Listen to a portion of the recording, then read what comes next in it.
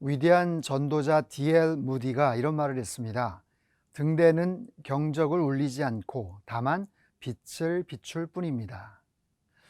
향방을 알 수 없는 밤바다에서 등대의 빛은 얼마나 중요하겠습니까? 그 빛이 사라진다는 것은 또한 얼마나 큰 절망이고 두려움이겠습니까?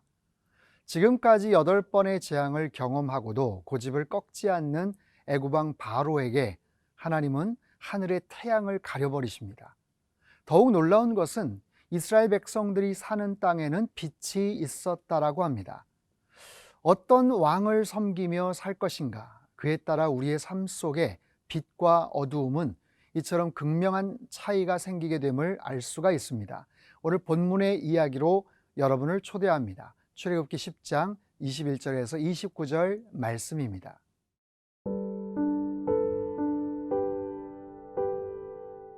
출애굽기 10장 21절에서 29절 말씀입니다.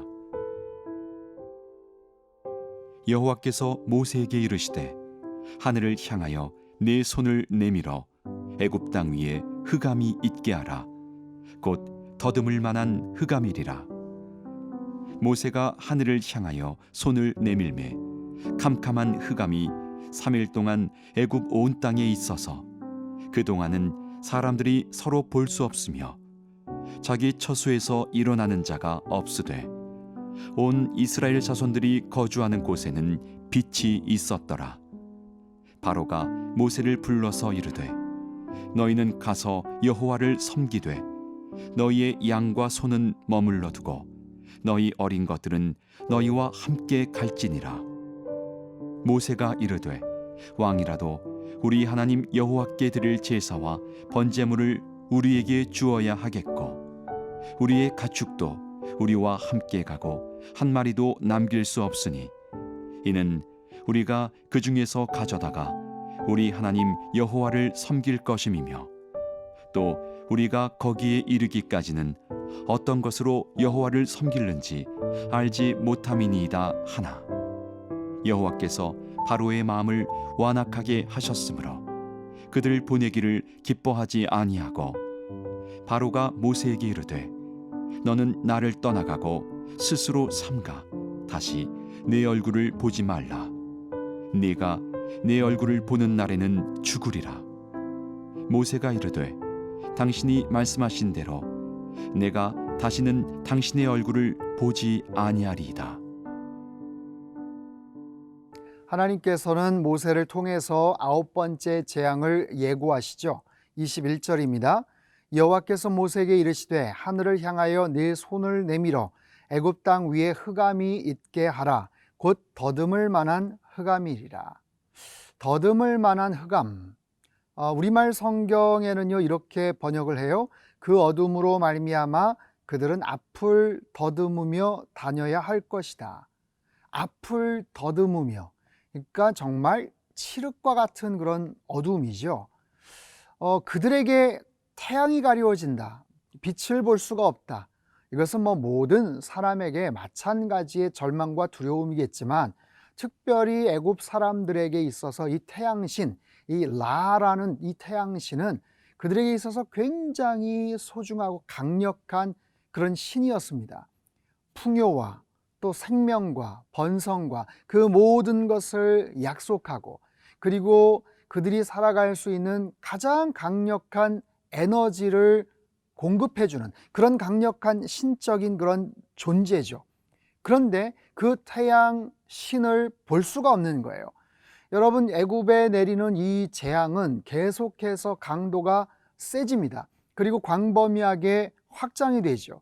처음에 피와 개구리, 이것은 나일강으로부터 시작이 되었어요. 물, 강으로부터 시작이 된 그런 재앙. 세 번째, 이와 파리는 땅의 티끌을 통해서 이가 생겼고 온 사방을 덮어버릴 수 있는 파리의 재앙. 이것은 땅을 심판한 어떤 그런 의미죠. 그 다음에 악성, 종기, 전염병, 이것은 가축들, 또 사람에게 그런 해를 끼치는 그런 재앙들이죠. 우박과 메뚜기, 이것은 기상이변을 통한 하나님의 어떤 다스림, 하나님의 어떤 권능을 볼 수가 있어요. 근데 이제 그것이 더 확장이 되고 강화가 돼서 이제는 천체의 태양을 가리워지는, 이건 무시무시한 그런 재앙이기도 합니다. 여러분, 어두움은 최고의 두려움이죠. 모든 사람들에게 마찬가지일 겁니다. 그런데 그것이 사흘 동안만 그렇게 비춰질 것이다, 그런 재앙이 있을 것이다 라고 예고하지 않았어요. 이게 사흘이 될지 30일이 될지 어떻게 될지 모르는 상황 속에서 자기네들이 알고 있는, 인식하고 있는 최고의 신, 그 태양신 라를 볼 수가 없다라는 것, 그들에게는 정말 말로 표현할 수 없는 가장 치명적이고 가장 극심한 그런 고통이고 그런 재앙일 거예요. 그런데 놀랍게도 23절을 보면 그동안은 사람들이 서로 볼 수 없으며 자기 처소에서 일어나는 자가 없으되 온 이스라엘 자손들이 거주하는 곳에는 빛이 있었더라. 와, 놀랍지요. 이스라엘 백성들이 거주했던 그 고센 땅에는 빛이 있었다라는 거예요. 처음에 피, 개구리, 이까지는 괜찮아요. 근데 파리의 재앙 때서부터는 하나님께서 구별을 시키시거든요. 그런데 그들이 살고 있는 그 땅에는 빛이 존재했다라는 거예요. 어떤 왕을 섬기느냐, 어떤 지역에 속하느냐, 어떤 나라의 어떤 통치자의 백성이냐, 거기에 따라서 극명합니다. 빛과 어두움에 속해 있는 거죠. 이스라엘 백성들은 살아계신 그 하나님의 그 친백성이시기 때문에 그들은 빛 가운데 거할 수가 있었고요. 애굽에 사는 그 모든 민족들은 애굽 왕 바로를 섬겼던 그들은 신의 부재, 그것으로 말미암아 그들은 극한 어두움과 두려움과 공포 가운데 살아갈 수밖에 없었어요. 이 흑암의 가장 충격적이고 치명적인 고통과 두려움에도 불구하고 애굽 왕 바로가 완전하게 하나님 앞에 항복하지 않았다는 사실, 참으로 놀랍습니다. 그만큼 우리 안에 있는 이 죄성과 이 완악함이 얼마나 지독한지, 얼마나 대단한 그런 위력이 있는지를 우리에게 가르쳐주고 있죠. 자, 계속해서 그 다음 본문 살펴보도록 하겠습니다.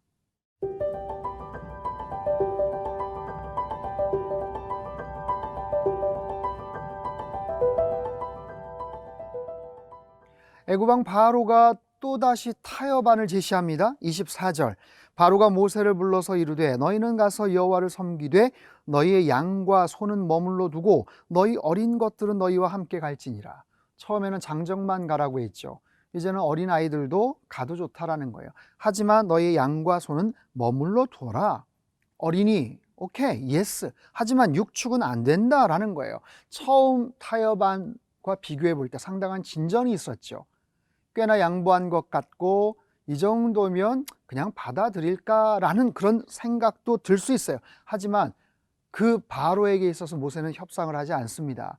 철저하게 하나님께서 명하신 대로 애굽 왕 바로에게 그렇게 이야기를 하죠. 25절, 모세가 이르되 왕이라도 우리 하나님 여호와께 드릴 제사와 번제물을 우리에게 주어야 하겠고 우리의 가축도 우리와 함께 가고 한 마리도 남길 수 없으니 이는 우리가 그 중에서 가져다가 우리 하나님 여호와를 섬길 것임이며. 모세는 일부라도 양보하지 않습니다. 그 타협 안에 절충하지 않아요. 여러분, 사단은요 끊임없이 우리에게 속삭입니다. 슬금슬금 다가와서 이 정도면 괜찮지 않냐?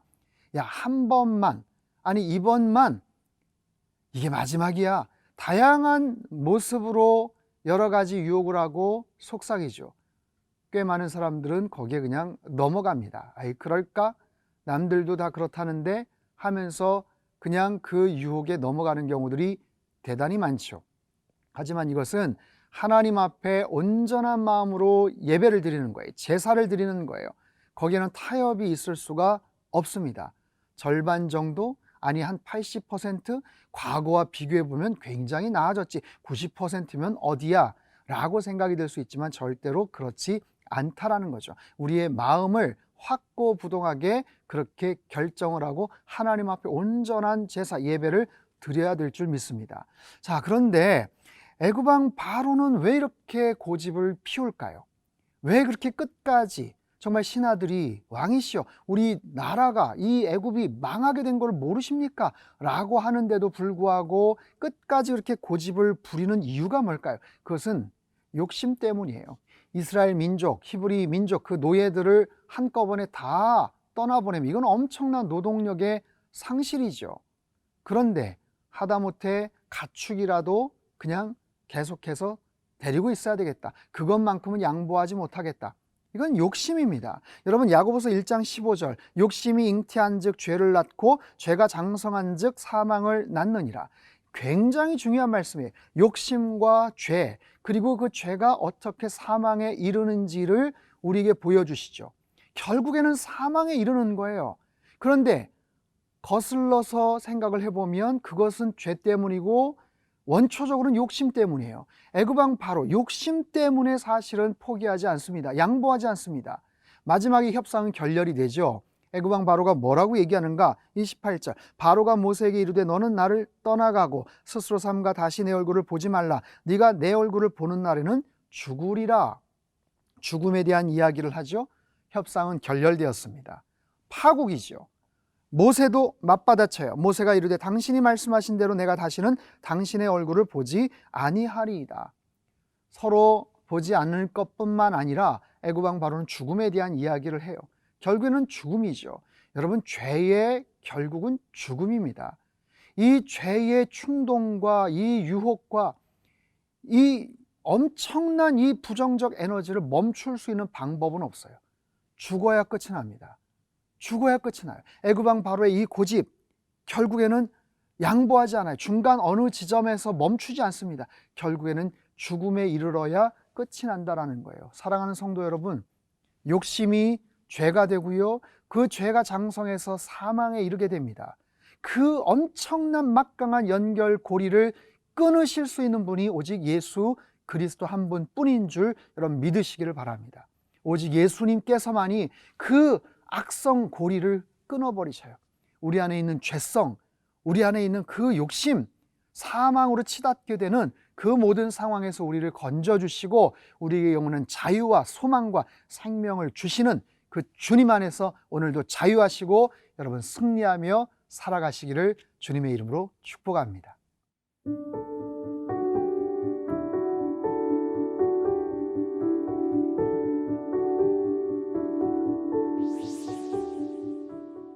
우리 인생의 빛이 되시는 하나님, 우리 안에 진리의 빛을 비추어 주시어서 모든 냄새나는 욕심과 사망으로 이끄는 죄된 욕망들을 다 소멸시켜 주옵소서.